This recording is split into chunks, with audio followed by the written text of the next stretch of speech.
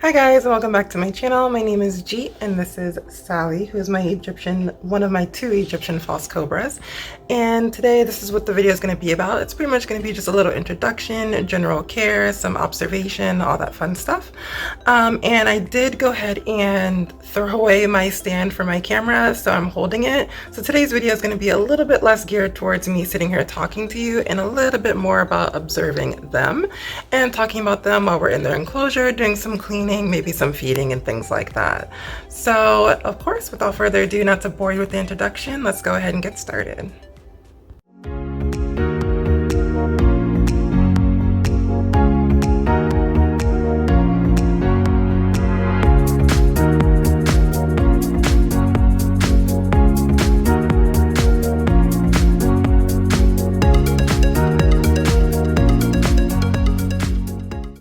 Alright guys, so here is Jack in the back and Sally is down here doing some digging things. Their enclosure is an absolute disaster. So we're going to run through some general care. What we're really actually going to be doing is cleaning this entire enclosure, redoing everything because it is a hot shitty mess in here. And that's because they are very destructive. Very destructive. You will see lots of that soon, and she's already doing some of that now. But they dig. They will dig up any and everything, and there's nothing you can do about it. See, look at this. Like, you just can't keep anything. Jack is being well behaved, but she is destructive. He is destructive too. Don't let his cute face fool you. Don't mind the towel in the back. I just don't really like seeing through to the back wall. I think it just looks ugly. But all these plants and things like that used to have pretty desert flowers and leaves and da-da-da. They don't. They've been ripped up, torn up. The skeleton in the back looks horrified. It's a mess in here, but we're going to be cleaning it up and getting it together. So if you follow me on Instagram, you already seen this, but by destruction, I mean stuff like this. This is why they can't have nice things, and they're always giving me a hard time. They're always breaking something. Okay, and just while watching and observing them, we'll just run down general care. For starters, they're diggers. They're gonna dig out anything and everything, which I mentioned before. Heat, they do like it hot and dry. As you can see, they're on sand. They do come from sand. They naturally live on sand, so sand is a good substrate for them, especially with their digging, and they eat comfortably on sand as well. They're very docile. As you can see here, Jack is coming right up, super cute, super sweet. They like it pretty hot too, so 95 to 100 degrees is a pretty decent range to stay within, and they will definitely enjoy that with super low humidity. And like I did go ahead and mention before, of course, again, they're super docile with a very face that comes to a point, which of course is a clear indication that they're made to do one thing, and that is dig. Their scales have a very different feel. They look smooth, but they're actually a little bit rough. They are prone to going backwards. Their body control is actually incredible. Like the things that they can do with their body, I have colubrids, and false water cobra was probably the most body active colubrid I've had so far, but I think the Egyptian takes the cake. Yeah, they're pretty still. They arc and they can display like a cobra as well, and it's probably actually more impressive than a false water cobra. However, the Egyptian false cobra rarely hoods up, as they are super comfortable in your presence. They are very still, but you know, they're just not threatened easily. So Egyptian false cobra are very social, but they do kind of have a status of hierarchy a little bit.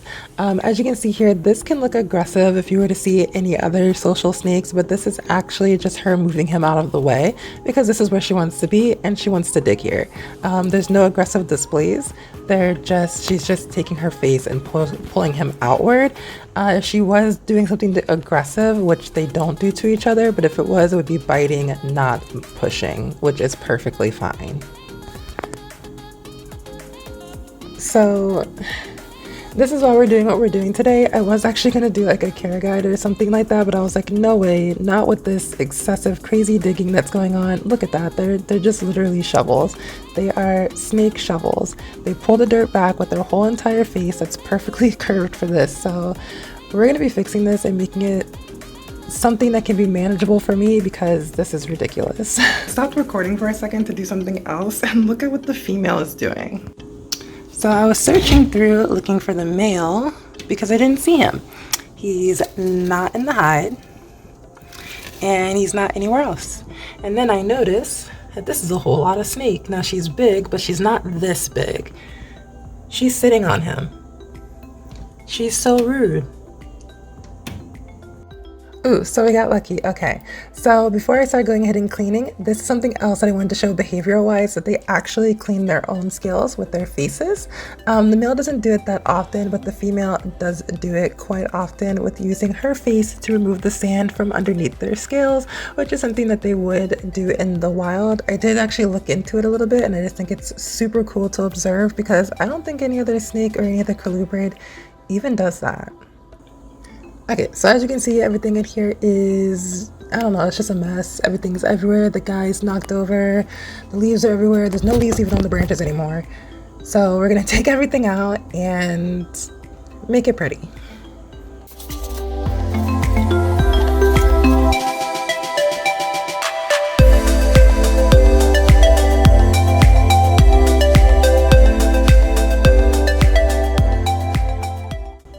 Okay, so everything's out. I took all like the fallen branches and shit and just pushed it over to the side. They're probably gonna turn into a bed. They sleep over there at night.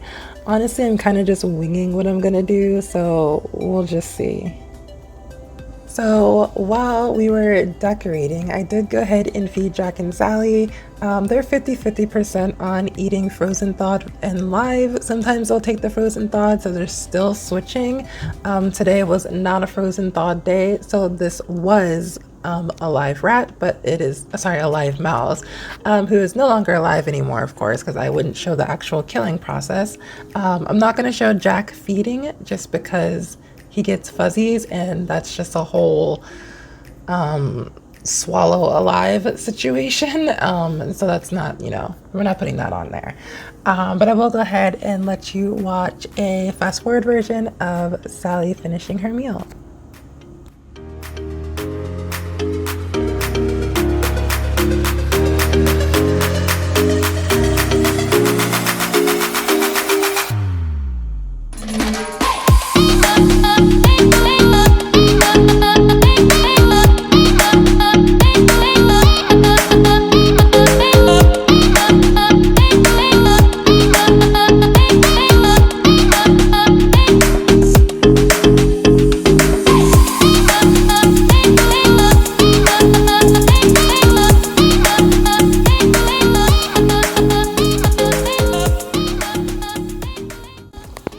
Okay, so far this is what I got. The guy's in there, the pumpkin's in there, the wood is still wet from being sanitized because it came from somewhere else.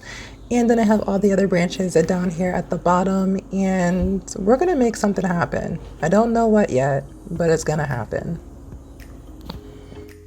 Alright, so this is what I came up with. I had to get some color in there because everything was just too dead for me, just way too dead. All the desert flowers and pretty stuff is just destroyed, so we had to get some artificial green in here from just ripping up some plants, and then it's already starting to fall off, so we're just gonna have to fix this real quickly. Don't mind that. I'll tie it on here. But that aside, we did go ahead and keep the skeleton inside, of course, because Jack does love to cuddle with the skeleton from time to time, and hopefully they do enjoy it. Hopefully they like it. And I kind of wanted to limit just a little bit of the digging area by having the little bed in the back, so that way it's just a little bit less maintenance. Okay, so I'm gonna go ahead and put Jack in first since he is all done eating, and I want him to get his comfortable spot first before the female comes in and probably push him out the way because she wants to dig, which is, it's fine. But I want him to get nice and comfortable first. He'll probably be the one that's most likely to just go to sleep. Alright, so Sally is up next, and she's most likely to ruin everything in the enclosure, so she's the real tester here. As you can see, she is already ready. She's like, what's this? This wasn't here before, that wasn't here before, and how do I get rid of it? That's how I picture her thought process. Nothing else.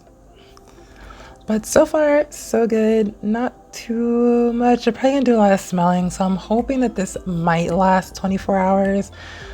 Let's just hope it lasts 24 hours.